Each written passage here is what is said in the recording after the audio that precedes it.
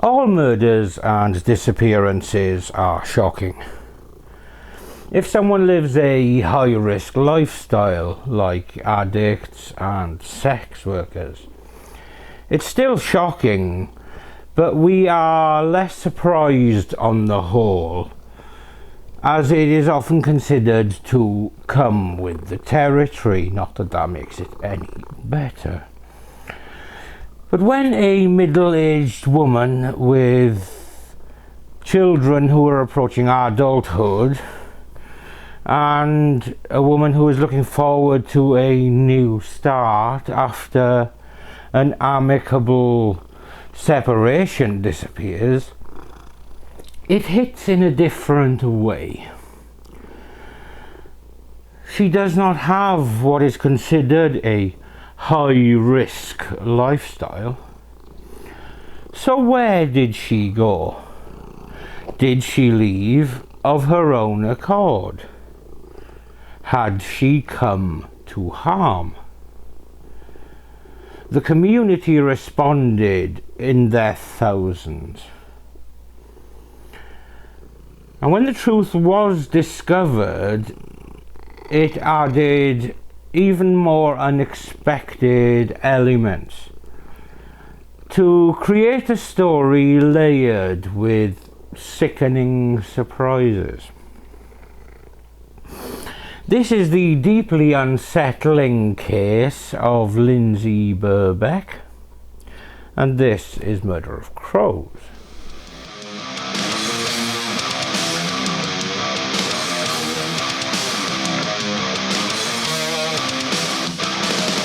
You say that you're ready, but you won't like it. You say that you're ready, but you won't like it. Silence all the crows, lining up in little rows.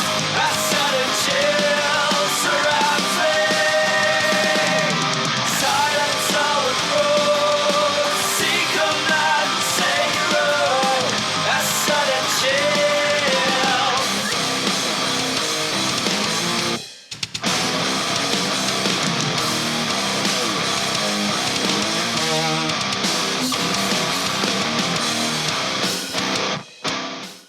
For this case, we're taking a trip to Accrington in Lancashire, a town which is about 20 miles north of Manchester. It is notable for its long history, but certainly for younger people, somewhat little known football team, Accrington Stanley.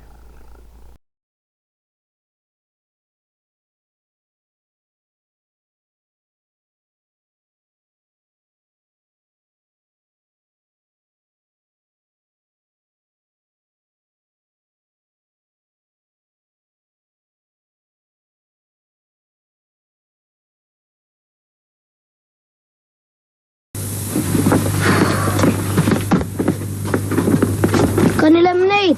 If you want.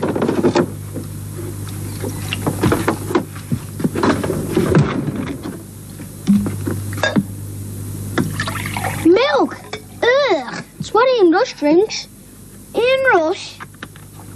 Yeah, and he said if I didn't drink lots of milk, when I grow up, I'm going to be good enough to play for Accrington Stanley. Accrington Stanley? Who are they? Exactly. Nah, get off. Give me some. Get off.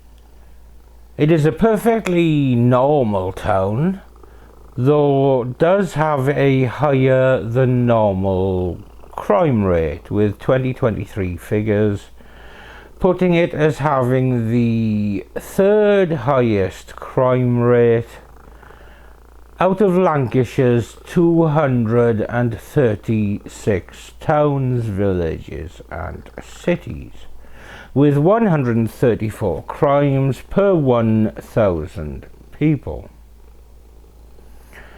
Despite this, and the fact that it has appeared on lists of worst places to live, it is generally considered a nice place to live, with countryside views and a history that stretches back to medieval times. and it is to Accrington in the year 2019 that we go for today's case.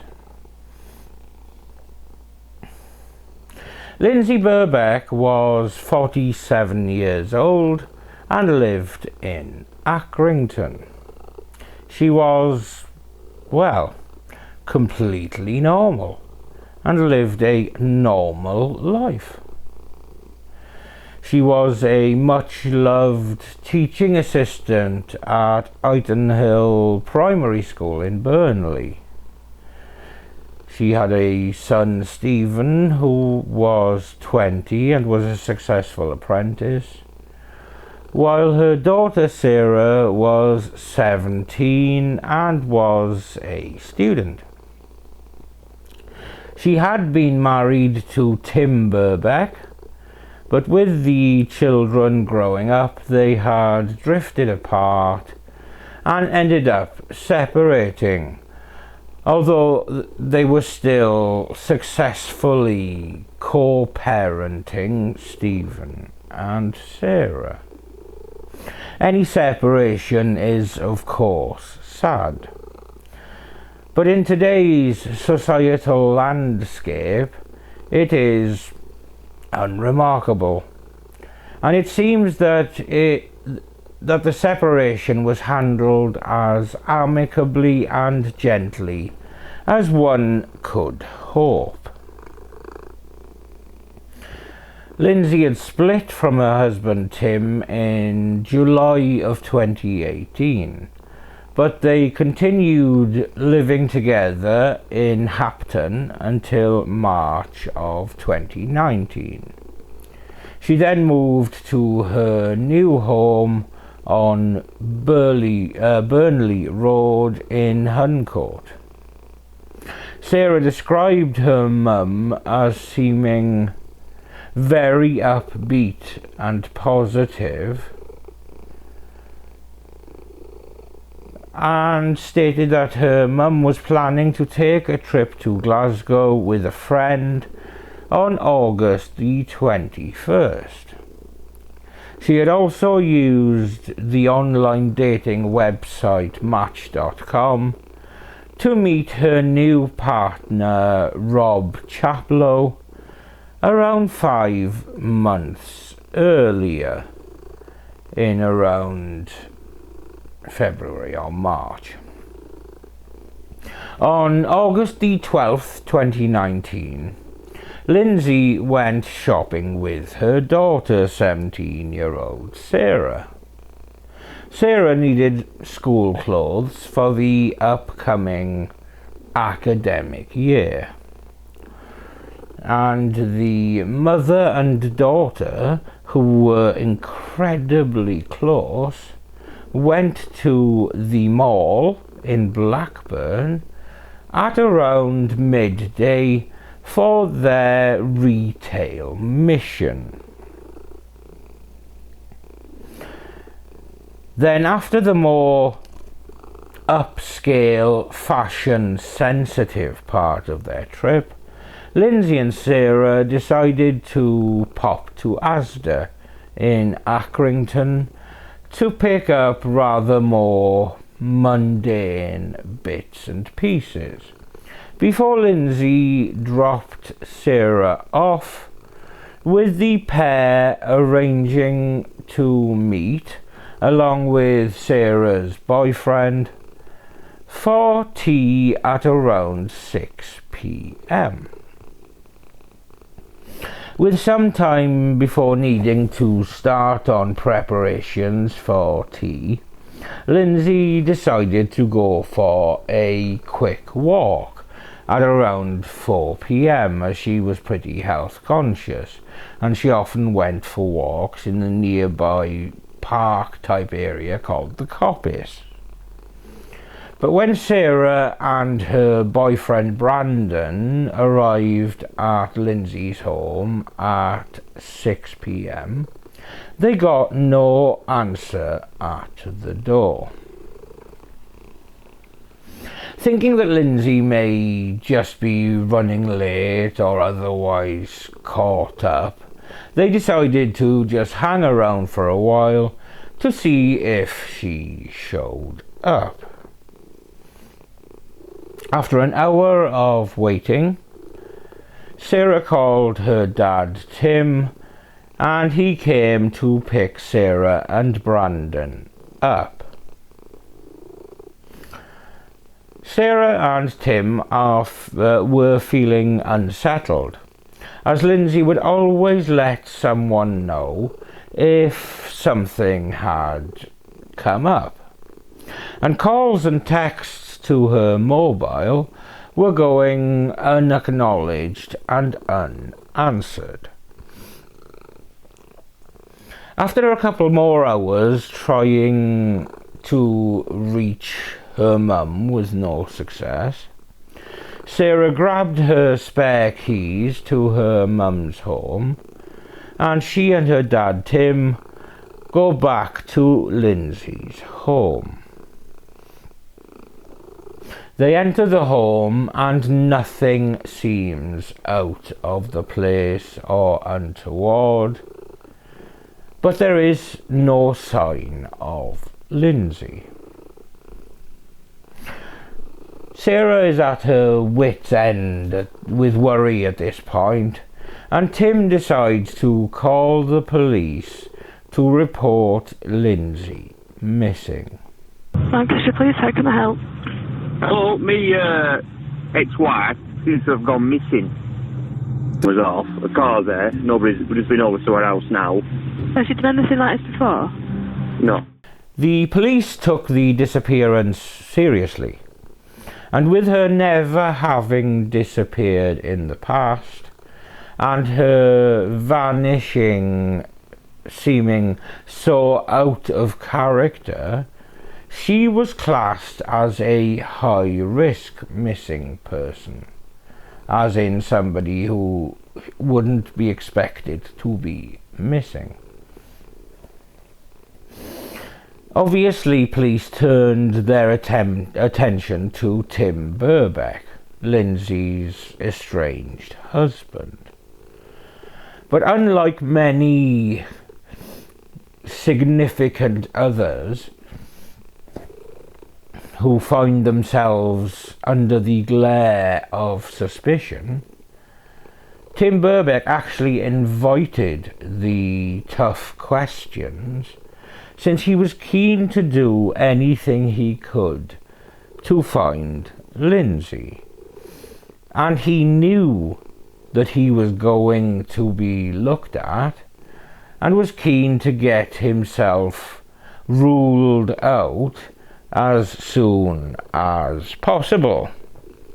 In fact, Tim himself said, obviously police were asking the questions because I was the ex-husband. So you'd have to be a fool not to think you're being looked at, which I was. Police spoke to Tim's employers to help build a picture of his movements on the day that Lindsay disappeared. However, Detective Superintendent Andy Cribbin said Tim was never classed as a suspect. Tim's movements were accounted for on the day that Lindsay went missing, and extensive investigations were made as to the whereabouts of several other people in Lindsay's life, which discounted them all from their inquiries. Detective Superintendent Cribbin said, Tim was one of the people who fell within the police inquiries, but there was nothing whatsoever to show that Tim Birbeck could have been involved in Lindsay's disappearance. And actually, we could show that he was elsewhere throughout the time that Lindsay went missing. So with all of those close to Lindsay ruled out as being involved in her disappearance, and Lindsay herself not reappearing or otherwise getting in touch, information to move the investigation forward was scant. And as more time passed, nerves began to get more frayed, and hopes for a safe return were starting to fade. But the community were not willing to lose all hope. Locals printed thousands of posters to distribute around the area,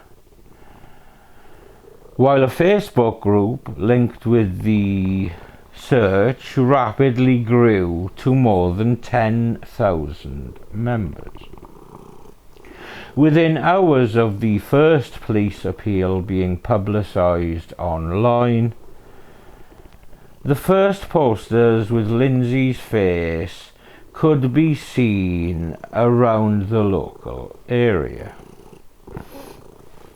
After a couple of days, there was barely a lamppost, shop window, or traffic light left untouched. Extensive searches were carried out by specialist police officers, dog handlers, Lancashire Fire and Rescue Service, Mountain Rescue, as well as volunteers and an urban search and rescue team. Drones and helicopters were also deployed to search the area, encompassing the coppice as well as the surrounding open land for some considerable distance in all directions, including popular walking and running routes. Meanwhile, police focused their efforts on obtaining and collating all local authority and private CCTV footage from the area that they were able to find. Days passed with no further news. CCTV stills featuring Lindsay leaving for her walk to the nearby area known as the coppice were released to the public, but there was nothing to indicate where she was now. But the community was still unwilling to let matters rest. August the 19th marked 1 week since her disappearance, and with each passing day the hopes of finding Lindsay alive were fading. Police stressed that they had no evidence that she had been the victim of any criminal act. So for them, this was still being treated as a missing persons inquiry. That evening, hundreds of locals took part in the first mass community search of the coppice after a rallying call was made on social media. Friends of Lindsay taking part in the search said that the efforts had moved them to tears.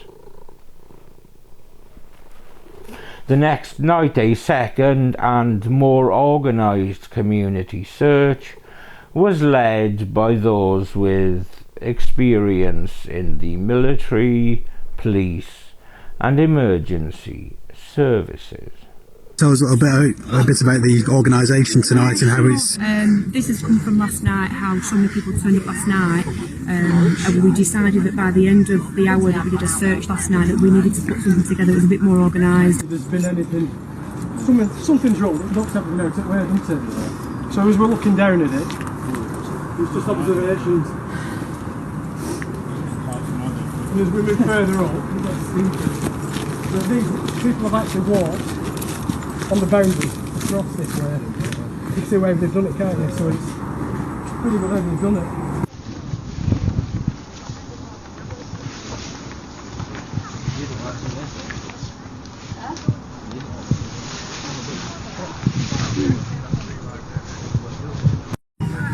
My name is John Macpherson. I've just been out with one of the search teams covering a grid area of the coppice in Accrington, covering the lower right area of the coppice, just at the top of Avenue Parade. There was a group of about 15 of us being led by an experienced sort of group leader. In my case, it was a gentleman called John, who's a retired police officer from Burnley but lives in the local area. What we did was, at the start, we lined up 2 metres apart and walked straight ahead, sort of covering every blade of grass, bush, tree in front of us, sort of trying to do as thorough a search of the areas we can, and this has been replicated right across the coppice. There's a group, I think it's about 15 or 16 groups now, with numbers of people ranging from about 10 or 15 right the way through to 45 to cover the larger areas. There's been an incredible response this evening, really well organised, really well planned out, and they've had a lot of people, a lot of experienced people with sort of military background, police, mountain rescue, sort of know sort of these areas in particular, and also know how to coordinate searches, particularly with sort of members of the public that sort of aren't used to doing things. Detective Inspector Tim McDermott said that they were overwhelmed by the support and dedication shown by members of the public.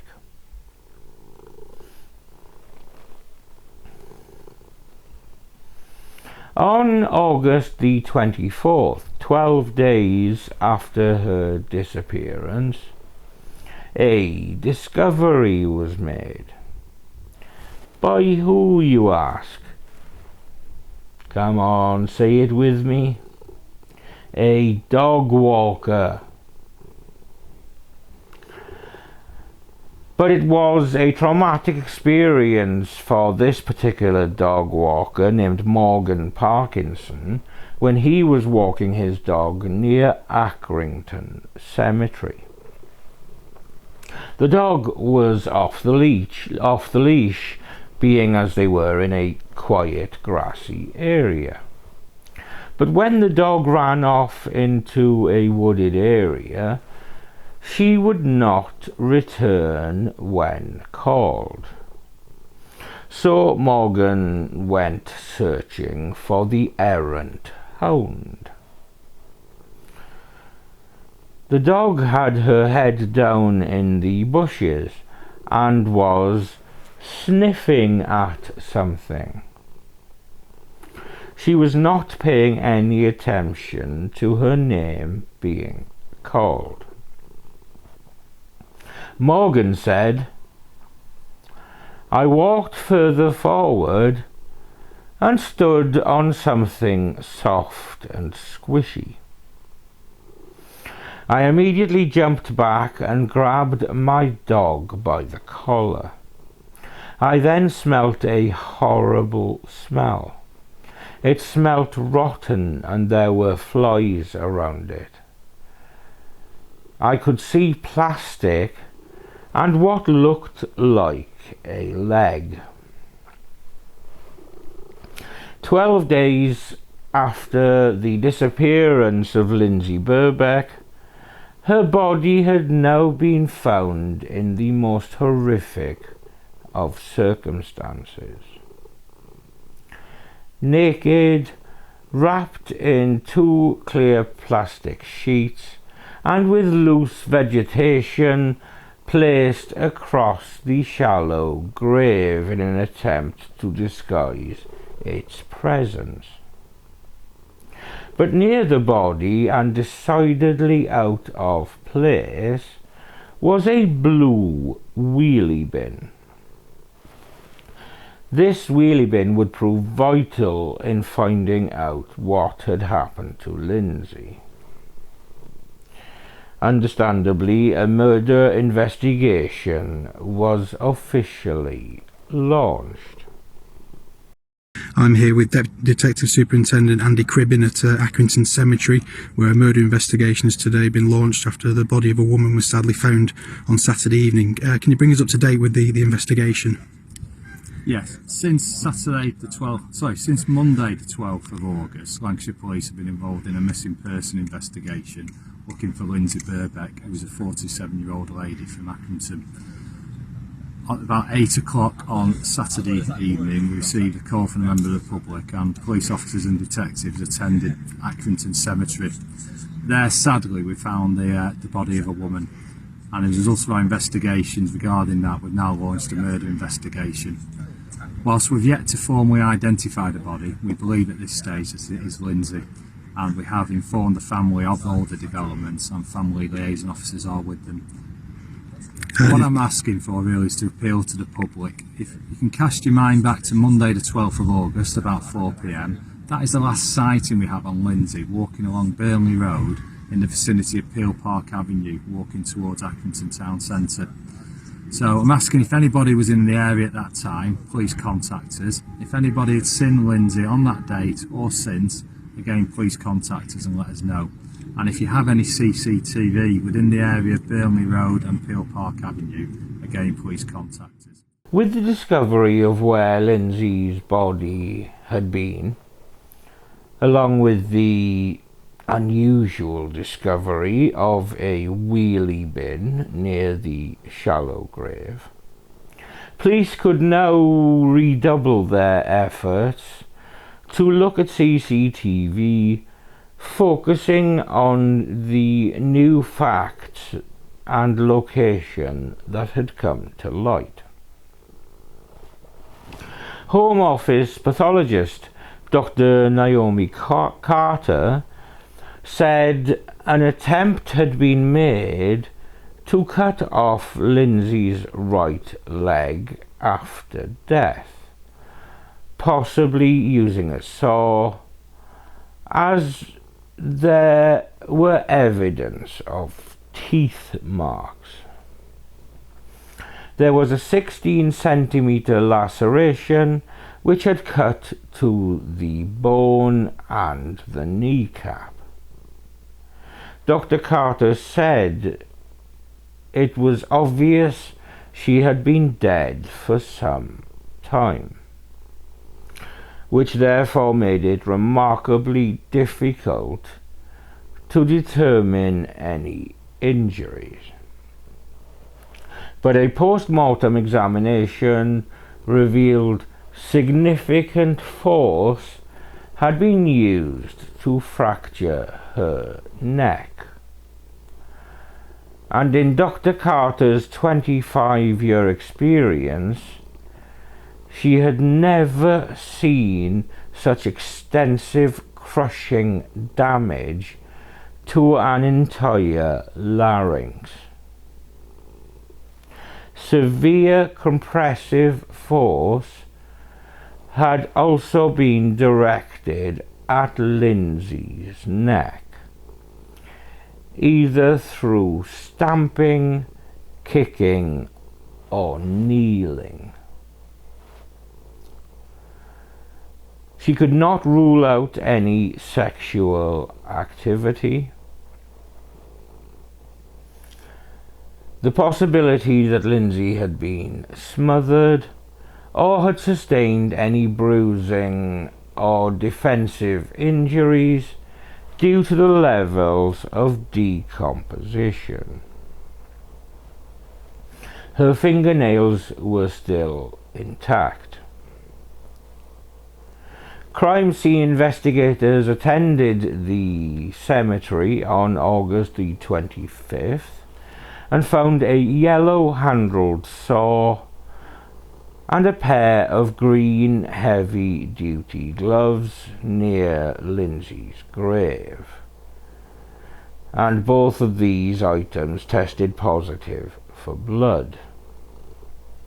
A pair of her Skechers trainers, which had been cut along the sole weirdly, were also found inside a blue plastic bag that had been dumped in a skip at the cemetery.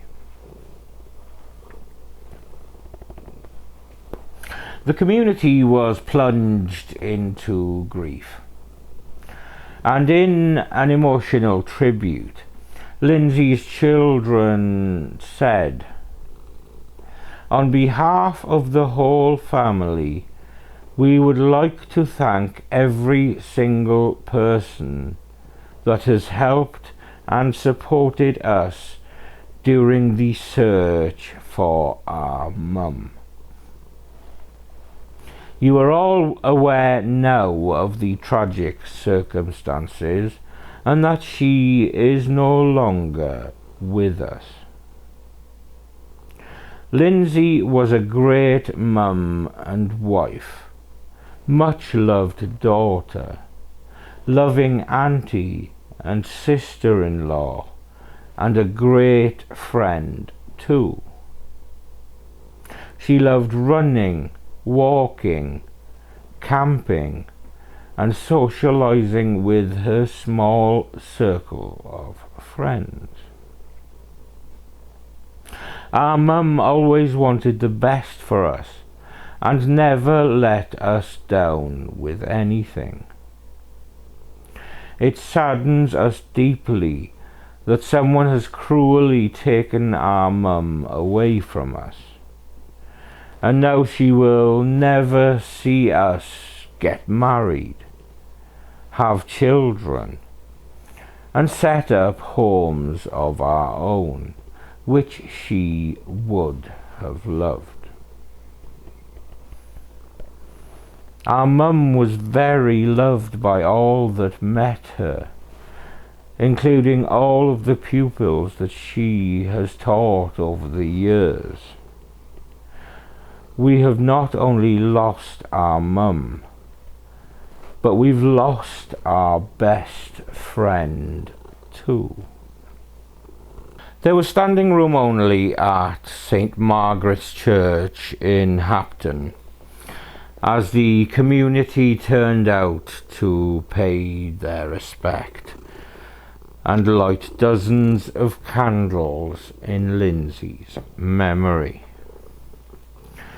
More than 100 people came together on September the 1st to share prayers, hymns and memories as the community struggled to come to terms with the tragedy. Reverend Mark Jones, the vicar of St. Margaret's, led the prayers, with the Bishop of Burnley, Philip North, also addressing the packed church. Reverend Jones said, "We come together as a community with a deep sense of shock and sadness at the taking of the life of Lindsay Birbeck. For many years, Lindsay's home was just a few yards away from this church, and she worked as a teaching assistant over the road. She was very much a part of this village, And of course she leaves her family here in Hapton. We come together to mourn this terrible loss.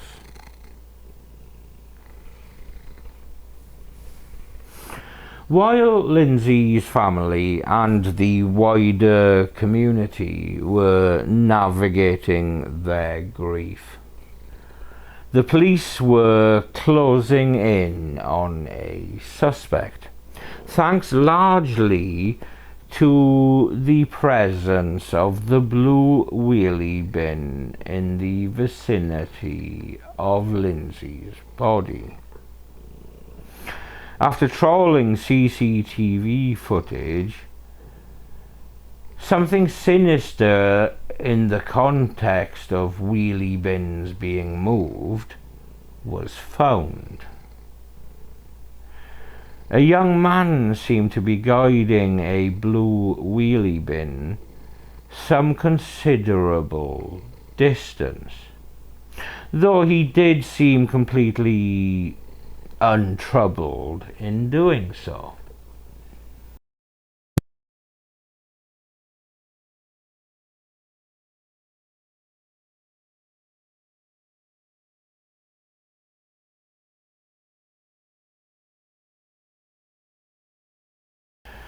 With these images now in hand, police made a new public appeal, and this resulted in 16-year-old Rocky Marciano Price being taken to a police station. Yes, just 16 years old. And yes, named for the famous boxer. He was duly arrested and on August the 31st was charged with the murder of Lindsay Birbeck.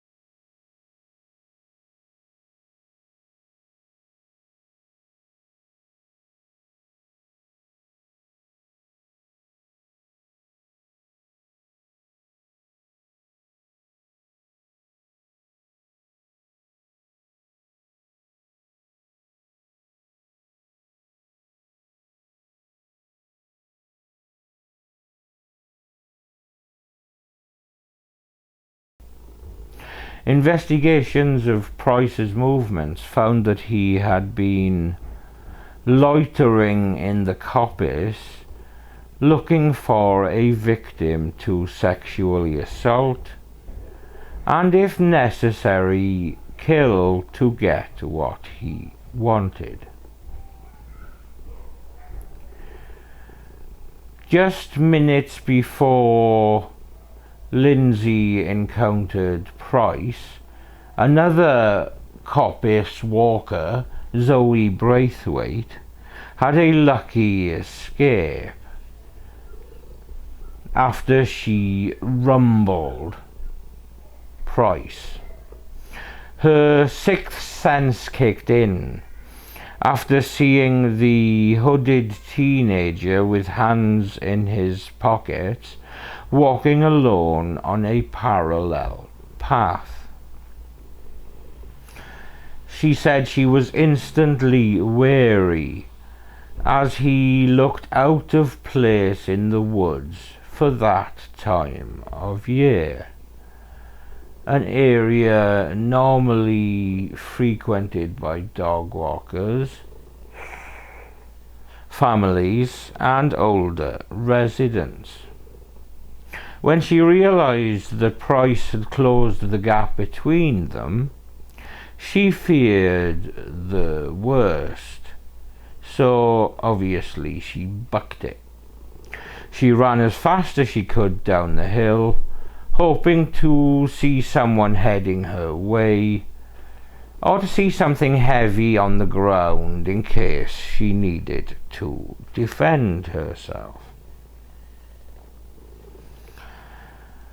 But her quick-thinking actions managed to startle Price, who then fled the scene.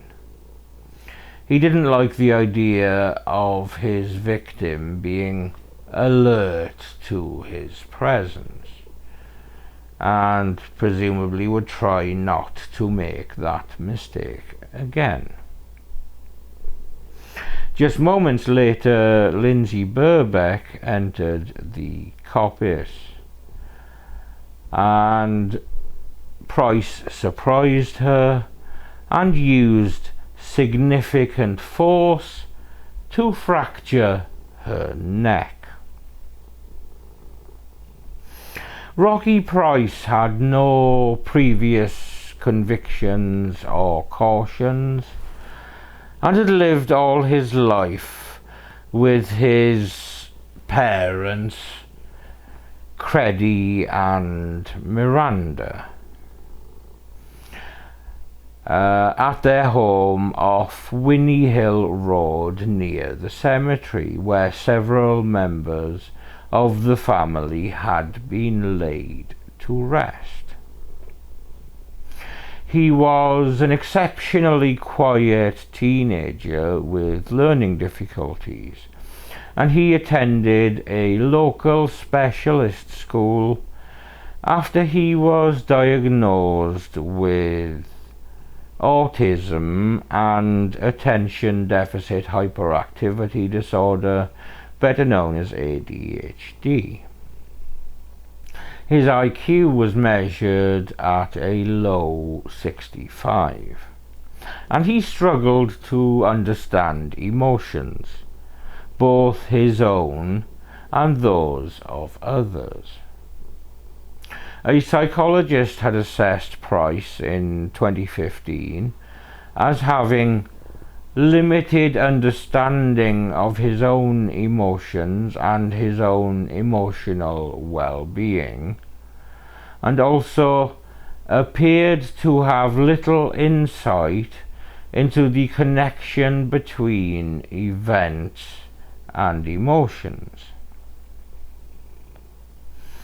Another report in 2016 described the teenager as having no stranger awareness and needing supervision outside.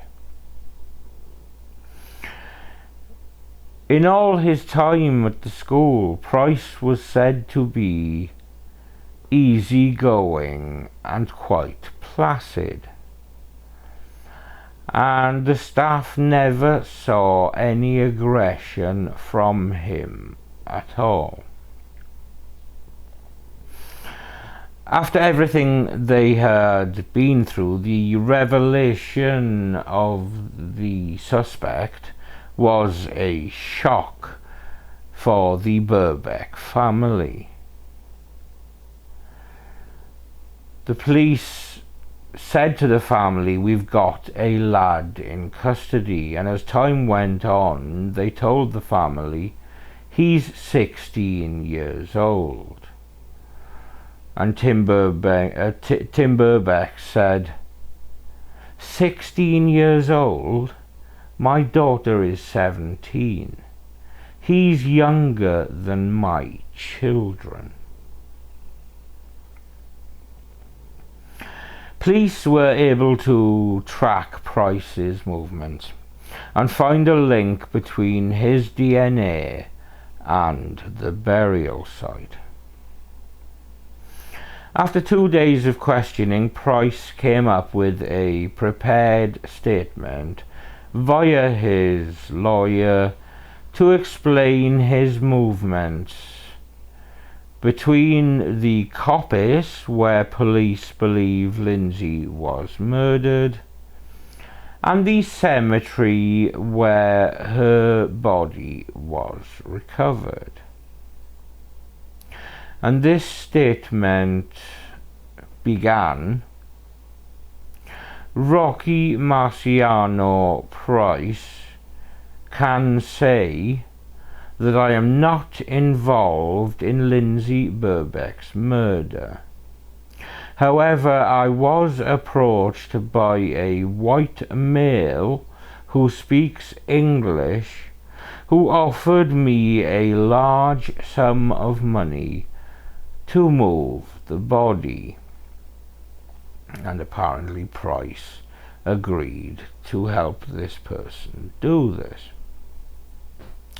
as you do. Police called bullshit on this story, and there was significant evidence against him. His trial began at Preston Crown Court in March of 2020. His friends and family still vehemently denied his guilt. But after a week, the trial unexpectedly collapsed. On March the 9th, the court was informed of the arrests of a 22-year-old man, a 23-year-old man, and a 22-year-old woman, all from Accrington, on suspicion of the false imprisonment and assault of a 22-year-old man. The arrests had been made completely unrelated to the Lindsay Birbeck murder investigation, and none of the people involved had any known links to the victim, to Rocky Price, or to either of the families. However, an examination of a video clip found on the mobile phone of a person detained in police custody purported to show a man discussing aspects of the Birbeck case, and also saying that he had been involved in the murder and the disposal of the body.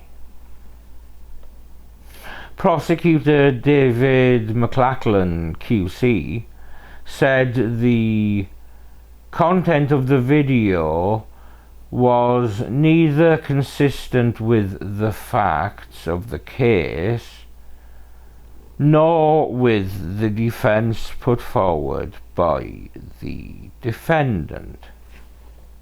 However, he said that it was clearly something that had to be fully investigated to ensure that the defendant could have a fair trial.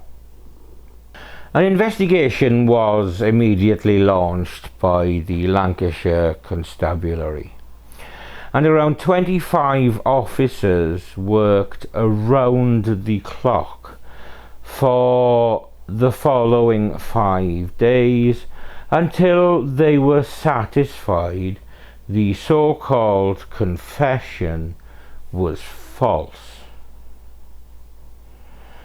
Mr. McLachlan agreed that the extensive nature of the inquiries required proper consideration by the defence, and this could not be done in a realistic timescale for the first trial to continue.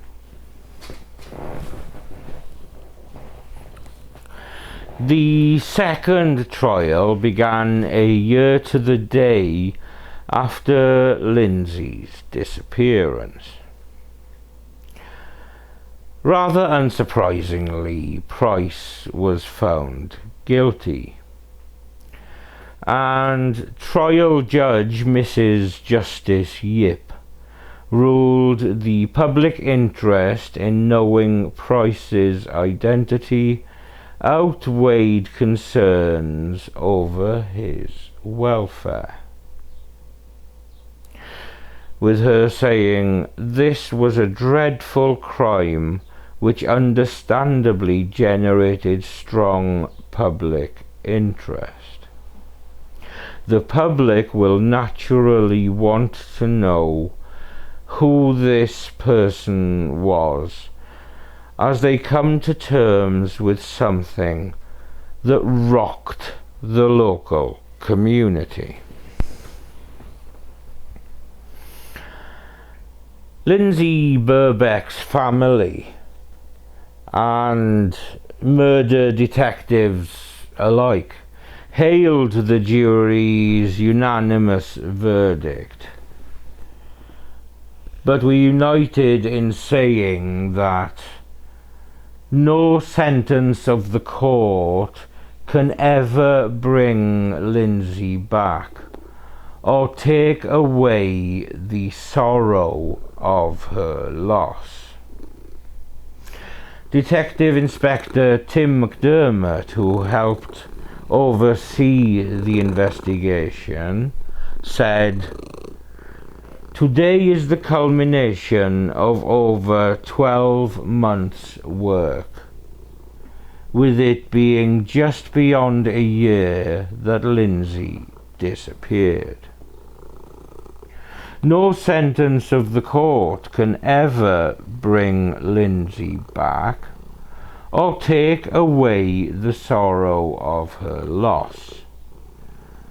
But I am pleased we have been able to get justice for her and for those who cared for her. Lindsay lost her life needlessly, and we may never know why, because not only did Price deny killing her, he claimed he moved her body for a man he didn't know. This was a lie which thankfully the jury saw straight through. Lindsay was loved dearly by her friends and family, particularly her daughter Sarah and son Stephen. And I hope that they will start to feel some sense of closure now that the court process is over. I would like to thank Lindsay's loved ones who supported our investigation throughout, as well as the community of Accrington who helped with the search for her. Finally, I must commend the many officers and staff who worked on finding out what happened to Lindsay and who killed her, so we could get the result she and her family deserved. Lindsay's family said, "As a family, we are grateful that justice has been served and that the defendant has been sentenced.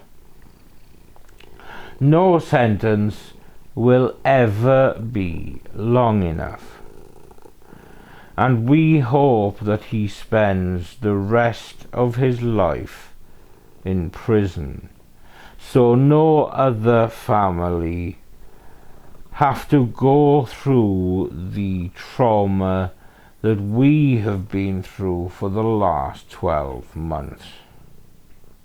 We are all emotionally exhausted and feel completely and utterly numb.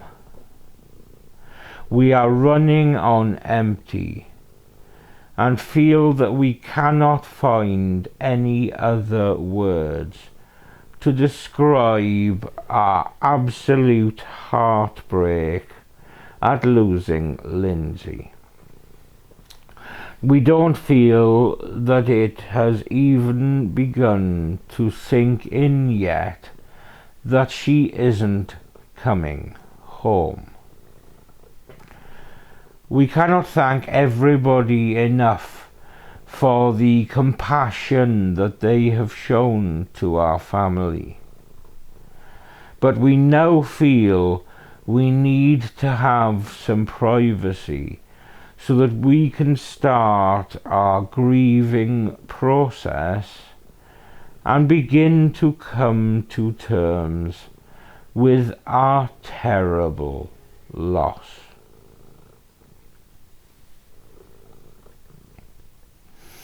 And that was the heartbreaking case of Lindsay Birbeck, who was a random victim of a quiet 16-year-old who knew what he wanted and was determined to get it at any cost. I appreciate he had autism and ADHD, but if this does provide a small degree of mitigation, it is absolutely not an excuse.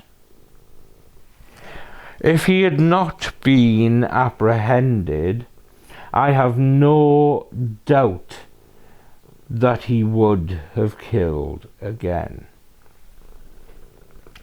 But now our thoughts turn to Lindsay Birbeck. You need only look at the community response to see how they thought of her. It is the biggest tribute that can be paid to the loving mother to see that she had the love and respect of the whole community. This video is of course dedicated to her, and I hope her children Sarah and Stephen and her other family and friends have found ways to cope with their loss. Thank you for watching another episode of Murder of Crows. I'm Steve. This molting moggy is Samson, and we will see you when we see you. Won't we, mister? Yes, that's right.